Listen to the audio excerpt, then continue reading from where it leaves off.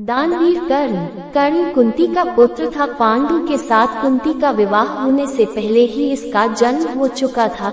लोक लज्जा के कारण उसने ये भेद किसी को नहीं बताया और चुपचाप एक पिटारी में रखकर उस शिशु को अश्वनाम की नदी में फेंक दिया था। इसके जन्म की कथा बड़ी विचित्र है। राजा कुंतीभोज ने कुंती को पाल पोस कर बड़ा किया था। राजा के यहाँ एक बार महर्षि दुर्वासा आए, कुंती से उनका बड़ा सत्कार किया और जब तक वे ठहरे उन्हीं की सेवा शुश्रूषा में रही। इसकी इस श्रद्धा भक्ति से प्रसन्न होकर महर्षि ने उसे वार दिया कि वह जिस देवता को मंत्र पढ़कर बुलाएगी वही आ जाएगा और उसको संतान भी प्रदान करेगा। कुंती ने नादानी के कारण महर्षि के वरदान की परीक्षा लेने के लिए सूर्य नारायण का आवाहन किया। 20 सुशिक्षण सूर्य देव वहाँ आ गए। उन्हीं के सहवास के कारण कुंती के गर्भ से कर्ण का जन्म हुआ। जब पिटारी में रखकर इस शिशु को उसने फेंक दिया तो वह पिटारी बहती हुई आगे पहुंची। वहां अधीर्त ने कौतूहलवश उसे उठा लिया और खोलकर देख तो उसमें एक जीवित शिशु देखकर वह आश्चर्य करने लगा। अधीर्त उस शिशु की निरीह अवस्था पर करुणा करके उसे अपने घर ले आया और उसका पालन पोषण करने लगा। उसने उसे अपनी संतान समझा। बालक के शरीर पर कवच कुंडल देखकर उसको और भी अधिक आश्चर्य हुआ और तभी उसे लगा कि वह बालक कोई होनहार राजकुमार है। उसने उसका नाम वसुसेन रखा। वसु का अर्थ है धन। कवच कुंडल रूपी धन उसके पास था। विधाता ने ही उसको इसे दिया था, इसलिए उसका नाम वसुसेन उचित ही था। वसुसेन जब कुछ बड़ा हुआ तो उसने शास्त्रों का अध्ययन करना आरंभ कर दिया। वह सूर्य का उपासक था। प्रातः काल से लेकर संध्या तक वह सूर्य की उपासना ही किया करता था। दानी भी बहुत बड़ा था। उपासना के समय कोई भी आकर उससे जो कुछ भी मांगता वह बिना हिचकिचाए उसको दे देता था। अमूल्य से अमूल्य वस्तु से उसको मोह नहीं था। उसका गौरव तो दानवीर कहलाने में था और अपने कृत्यों से उसने वास्तव में ये सिद्ध भी कर दिया कि वह दानवीर था। उसके समान दानी कौरवों और पांडवों में और कोई नहीं था। उसका परिचय तो हमें उस समय मिलता है जब इंद्र ब्राह्मण का वेश धारण करके उसके पास उसकी अमूल्य निधि कवच कुंडल मांगने गया था। उस समय कर्ण ने देवराज का स्वागत किया था और सहर्ष अपने कवच कुंडल उतारकर दे दिए थे। दान करते समय अपने हित या अहित विचार वह नहीं करता था। यद्यपि सूर्य भगवान पहले उसे मना कर चुके थे कि वह इन कवच कुंडलों को किसी को भी न दे, लेकिन दानवीर कर्ण किसी याचक को निराश करके वापस लौटाना तो जानता ही नहीं था। कर्ण के इस साहस के कारण ही उसका नाम वैकर्तन पड़ा था। यदि इस कवच कुंडलों को वह नहीं देता तो कोई भी योद्धा उससे युद्ध में परास्त नहीं कर सकता था। इंद्र ने अर्जुन के हित के लिए ही इनको मांगा था, क्योंकि इनके बिना अर्जुन कभी भी उसे नहीं हरा सकता था। फिर भी उसके इस अद्वितीय गुण से प्रभावित होकर इंद्र ने उसको एक पुरुष घातिनी अमोघ शक्ति दी। उस शक्ति से सामने का योद्धा किसी भी हालत में जीवित नहीं बच सकता था और उसको कर्ण ने अर्जुन के लिए रखा था। लेकिन श्री कृष्ण ने चाल चली और कर्ण की उस शक्ति को घटोत्कच पर चलवाकर अर्जुन के जीवन पर आए इस खतरे को सदा के लिए मिटा दिया। घटोत्कच जो आकाश में विचरण करके कौरवों पर अग्नि की वर्षा कर रहा था और जिसने एक बार तो सारी सेना को पूरी तरह विचलित कर डाला था, शक्ति लगते ही निर्जीव होकर पृथ्वी पर गिर पड़ा। धनुर्विद्या में कर्ण अर्जुन के समान ही कुशल था। एक बार जब महाराज धृतराष्ट्र की आज्ञा से कौरव पांडवों की अस्त्र शिक्षा की परीक्षा के लिए एक समारोह किया गया था, तो अर्जुन ने अपने अस्त्र शिक्षा की कौशल से सबको चकित कर दिया था। उसने ऐसी ऐसी क्रियाएं कर दिखाई थी कि किसी भी योद्धा की हिम्मत नहीं होती थी कि उसका जवाब दे सके। एक विजेता की तरह के कौशल दिखाकर वह प्रशंसा लूट रहा था। दुर्योधन उस समय हतप्रभ सा होकर चुपचाप बैठा था। अर्जुन का सा कौशल दिखाना उसके सामर्थ्य के भी बाहर था। उसी समय कर्ण वहां आ पहुंचा और उसने मैदान में आकर अर्जुन को ललकारा, अर्जुन, जिस कौशल के बल पर तू यहाँ सबको चकित कर रहा है और सभी से प्रशंसा लूट रहा है, उसे मैं भी करके दिखा सकता हूँ। ये कहकर उसने धनुष पर बाण चढ़ाकर वही सब कुछ कर दिखाया जो अर्जुन ने किया था। चारों ओर से कर्ण की जय जयकार होने लगी। दुर्योधन का चेहरा अर्जुन के प्रतिद्वंद्वी को देखकर खिल उठा। उसने उसे हृदय से लगा दिया। उसने उसे अर्जुन के साथ द्वंद्व युद्ध करने के लिए प्रेरित किया। दुर्योधन की बात मानकर उसने अर्जुन को इसके लिए चुनौती दी। अर्जुन द्वंद्व युद्ध के लिए तैयार हो गया। अब झगड़ा बढ़ने की आशंका थी, इसलिए कृपाचार्य ने बीच में हस्तक्षेप करते हुए कहा कि राजकुमार के साथ राजकुमार का ही द्वंद्व युद्ध हो सकता है। चूंकि कर्ण सूत के द्वारा पाले हुए हैं, इसलिए इनके गोत्र कुल आदि का ठीक ठीक पता न होने के कारण इनको अर्जुन से द्वंद्व युद्ध करने का अधिकार नहीं है। बस यह ऐसी समस्या थी जिसको कर्ण हल नहीं कर सकता था। वह हक्का बक्का सा अर्जुन का मुंह उतार कर रह गया। दुर्योधन को भी इससे धक्का लगा, क्योंकि कर्ण के द्वारा अर्जुन का मान चूर्ण करने की उसकी ही तो योजना थी। जब कर्ण इस दुविधा में पड़ा हुआ आगे अपने पैर नहीं बढ़ा सका, तो दुर्योधन ने उसे राजाओं की श्रेणी में लाने के लिए अन्य देश का राज्य दे दिया। राजा होने के नाते अब वह अर्जुन या अन्य किसी राजकुमार के साथ युद्ध कर सकता था। वह इसके लिए उतारू भी था, लेकिन संध्या होने के कारण यह वाद विवाद थम गया और सब अपने अपने घर चले गए। बस फिर जीवन में सदा ही कर्ण अर्जुन से प्रतिद्वंद्वी के रूप में मिला। अर्जुन से ही उसकी विशेष रूप से शत्रुता थी। वह उसकी प्रसिद्धि को सह नहीं सकता था। अनेक स्थलों पर वह अर्जुन के सामने आया, लेकिन अपना कोई गोत्र न बता सकने के कारण उसे सामने से हटना पड़ा। वह सूत पुत्र कहलाता था, क्योंकि सूत ने ही उसको पाला था। इसी कारण द्रौपदी के स्वयंवर में भी घूमती मछली की आंख बेधने की सामर्थ्य रखते हुए भी उसको अवसर नहीं दिया गया। स्वयं द्रौपदी ने ही सूत पुत्र कहकर उसका अपमान किया था और उसकी पत्नी बनने से इनकार कर दिया था। सूत पुत्र को क्षत्रिय कन्या का वरण करने का अधिकार नहीं है। ये शब्द शूल की तरह उसके हृदय में चुभ गए थे और वह लहू के घूंट पीकर अपने स्थान पर आ बैठा था। लेकिन द्रौपदी के प्रति उसकी घृणा इतनी बढ़ गई थी कि भरी सभा में दुशासन ने द्रौपदी को नंगा करना चाहा था, तो उसने इसका तनिक भी विरोध नहीं किया था, बल्कि द्रौपदी की हंसी उसने लड़ाई थी।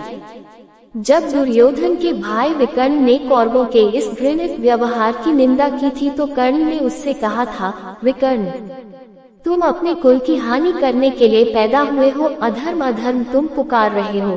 द्रौपदी के साथ जो भी व्यवहार किया जा रहा है वह ठीक है। वह दासी है और दासी के ऊपर स्वामी का पूरा अधिकार होता है। ये कहकर उसने द्रौपदी के द्वारा किए अपने अपमान का बदला चुकाया था। उस समय उसका हृदय पत्थर की तरह कठोर हो गया था। जैसे भी बन पड़ा उसने द्रौपदी का अपमान किया, उसे 5 पुरुषों की व्यभिचारिणी स्त्री कहा और हर तरह से उसे धिक्कारा। उस समय प्रतिशोध की आग में जलते हुए उसने उचित अनुचित का विचार बिल्कुल छोड़ दिया। द्रौपदी को नंगी देखने और दिखाने की उसकी इच्छा थी। इससे स्पष्ट होता है कि कर्ण प्रतिशोध की भावना के आगे सत्य, न्याय और धर्म की भावना को पूरी तरह भूल जाता था। यह उसके चरित्र की दुर्बलता ही है। कर्ण स्वभाव से कुटिल भी था। वह दुर्योधन को इसी प्रकार कुचक रचने की सलाह दिया करता था जैसी शकुनी देता था। जिस समय जुए में हारकर पांडव वनवास के लिए चले गए और द्वैत वन में वे अपना समय काट रहे थे, उस समय कर्ण और शकुनी की बातों में आकर ही दुर्योधन अपने परिवार के साथ पांडवों को चिढ़ाने के लिए पहुंचा था। लेकिन यहाँ चित्रसेन नामक गंधर्व से इनका सामना हो गया। भीषण युद्ध हुआ। गंधर्व राजा ने अपने पराक्रम से सबको परास्त कर दिया और परिवार सहित सभी को उसने बंदी बना लिया। कर्ण तो अपने प्राण लेकर युद्धस्थल से भाग ही गया था। फिर युधिष्ठिर के कहने और अर्जुन के भी प्रयास करने पर चित्रसेन ने दुर्योधन आदि को मुक्त कर दिया। कर्ण अहंकारी भी बहुत था। उसे अपने पराक्रम पर बड़ा घमंड था और बार बार दुर्योधन को प्रसन्न करने के लिए वह कहा करता था कि वह एक क्षण में ही अर्जुन को मार गिराएगा। इसके लिए भगवान परशुराम द्वारा सिखाए हुए अपने अस्त्र कौशल की दुहाई देता था। यहाँ तक कि भीष्म पितामह, गुरु द्रोणाचार्य आदि के सामने भी वह अपनी शेखी बघारने से बाज नहीं आता था।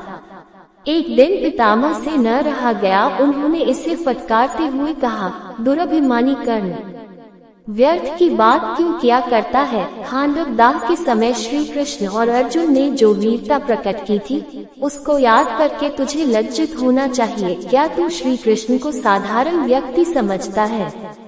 वे अपने चक्र से तेरी उस अमोघ शक्ति को खंड खंड कर देंगे। व्यर्थ दम्भ करना एक सच्चे वीर का गुण नहीं है।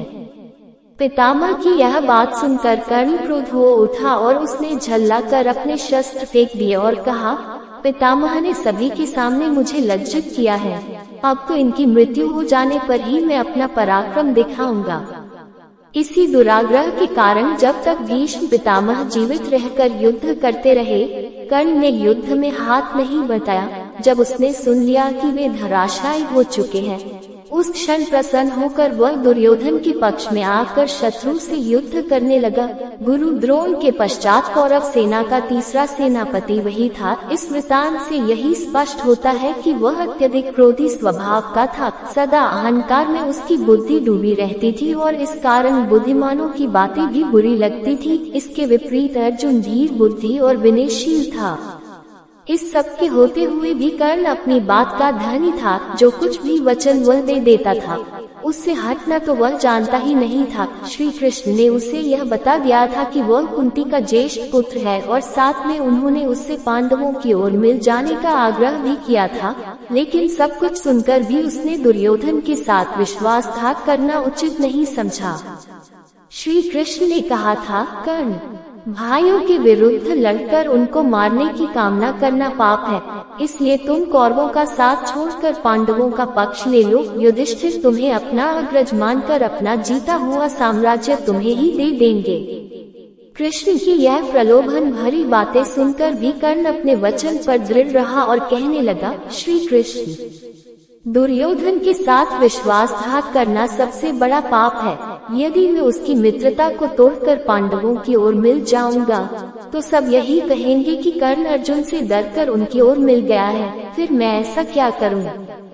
मेरी माँ ने तो मुझे मारने का सारा प्रबंध कर दिया था। सूत ने ही मुझे उठाया और पाला, इसलिए वे ही मेरे पिता तुल्य हैं। सूतों के साथ मैं कई यज्ञ भी कर चुका हूँ और मेरा विवाह संबंध भी सूतों के परिवार में ही हुआ है।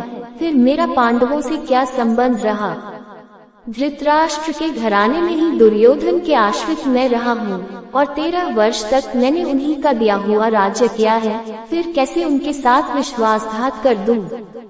दुर्योधन को मेरे ऊपर पूरा विश्वास है। मेरे कहने से ही तो उसने इस युद्ध को मोल लिया है और अर्जुन के प्रतिद्वंद्वी के रूप में दुर्योधन की आशाएं मेरे ऊपर ही तो लगी हुई हैं। इस परिस्थिति में अपने आश्रयदाता और मित्र दुर्योधन को छोड़कर मैं कभी पांडव पक्ष में नहीं मिल सकता। फिर यदि एक बार मैं मिल भी गया तो युधिष्ठिर जो राज्य मुझे देगा उसे अपने वचन के अनुसार मुझे दुर्योधन को देना होगा। इससे तो पांडवों का सारा प्रयत्न ही निष्फल चला जाएगा। ये सभी कुछ सोच विचार कर मैं निश्चय पूर्वक कहता हूँ कि मैं मित्र दुर्योधन का साथ छोड़कर और किसी पक्ष में नहीं मिल सकता। लेकिन हाँ, यह वचन अवश्य देता हूँ कि युद्ध में मेरा प्रतिद्वंद्वी केवल अर्जुन ही है। उसके सिवा किसी पांडव का वध मैं नहीं करूँगा। कर्ण का ये कथन उसके चरित्र की महानता पर प्रकाश डालता है। बात का कितना पक्का था, वह दानवीर दुर्योधन चाहे अधर्मी था, लेकिन उसका तो आश्रयदाता था। फिर वह उसके साथ छल कपट कैसे कर सकता था? अंत तक उसने दुर्योधन का साथ दिया और अपने आप को एक सच्चा मित्र प्रमाणित कर दिया। कर्तव्य के प्रति कर्ण पूरी तरह कठोर था। वह युधिष्ठिर तथा अर्जुन की तरह सहृदय नहीं था कि पांडवों के विषय में ये ज्ञात होते ही कि ये उसके भाई हैं, युद्ध करना बंद कर दे। एक बार मन में दृढ़ संकल्प करके उसको पूरी तरह निभाना ही उसके जीवन का उद्देश्य था। दुर्योधन की सहायता करना उसका कर्तव्य था। इससे पांडवों के प्रति जागृत हुआ भ्रातृत्व भाव भी उसे विचलित न कर सका और फिर भी अर्जुन के प्रति कठोर और ईर्ष्यापूर्ण दृष्टि उसकी बनी ही रही। यहाँ तक कि स्वयं माता कुंती ने जाकर कर्ण को अपनी ओर मिलाने की इच्छा प्रकट की थी, लेकिन उस समय भी वह वीर अपने पद से विचलित नहीं हुआ। यह उसके चरित्र की श्रेष्ठता ही थी। फिर एक बार कृष्ण को वचन देकर अर्जुन के सिवा अन्य किसी पांडव की ओर उसने शस्त्र नहीं उठाया। अर्जुन से ही युद्ध करते हुए वह वीरगति को प्राप्त हुआ था। महाभारत युद्ध में भी उसकी वीरता देखकर स्वयं श्री कृष्ण उसकी प्रशंसा करने लगे थे। कितनी ही बार वह अर्जुन के रथ को पीछे हटा देता था, जब तक वह सेनापति रहा, अर्जुन बार बार उसके प्रहारों से विचलित हो उठता था। उसकी समझ में नहीं आता था कि वह कैसे इस परम योद्धा को परास्त करे। अंत में पूरी तरह निराश होकर उसने कृष्ण की ओर देखा। कर्ण के रथ का पहिया जमीन में धंस गया था। वह उसे निकालने का प्रयत्न कर रहा था। उसी समय कृष्ण के इशारा करने पर अर्जुन ने अन्याय का आश्रय लेकर उसका वध किया। नहीं तो उस वीर को मारना बहुत कठिन था। फिर यदि उसके हाथ में इंद्र की वह अमोघ शक्ति होती तो फिर उसको कोई भी पराजित नहीं कर सकता था, और यह निश्चय था कि वह अर्जुन का वध करके विजय का शंख फूंक देता। लेकिन विधाता की यही गति थी। अमोघ शक्ति को वह पहले ही घटोत्कच पर चला चुका था। अब उसके पास विशेष अस्त्र कोई नहीं था। फिर भी बड़ी कठिनाई से अर्जुन उसे मार पाया था। महाभारत में जहाँ भी उसके पराक्रम का वर्णन आया है, वहाँ अर्जुन के बराबर ही उसको पराक्रमी माना गया है, और था भी वह इतना ही पराक्रमी। कर्ण के पराक्रम में धब्बा लगाने वाली एक बात यह है कि वह कपटी भी था। वह सदा सत्य और न्याय का ही आश्रय नहीं लेता था। उसने अल्पवयस्क राजकुमार अभिमन्यु का चक्रव्यूह के भीतर औरों के साथ मिलकर वध किया था। उसी ने उसके धनुष को काट गिराया था, और फिर उसने हत्थे बालक पर 6 महारथियों ने मिलकर आक्रमण किया था, जिनमें से एक वह भी था। निहत्थे बालक की हत्या करने का अपराध सदा उसके चरित्र के साथ लगा रहेगा। इसीलिए इतना पराक्रमी होने पर भी कर्ण अर्जुन की तरह महापुरुष की कोटि में नहीं आ सकता। उसका हृदय कलुषित था।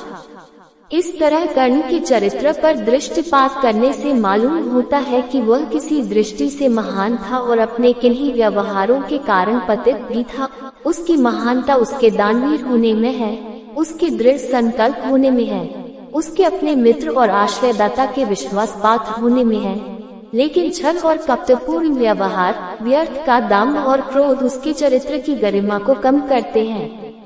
वह इतना पराक्रमी था कि उसके मरते ही दुर्योधन का सारा धैर्य टूट गया था, और अब उसे अपनी पराजय की आशंका निश्चित लगने लगी थी। और वही हुआ भी। कर्ण की मृत्यु के पश्चात कौरव सेना का विनाश हो गया। स्वयं दुर्योधन भी भीम के द्वारा मार डाला गया। युद्ध में पांडवों को विजय प्राप्त हुई।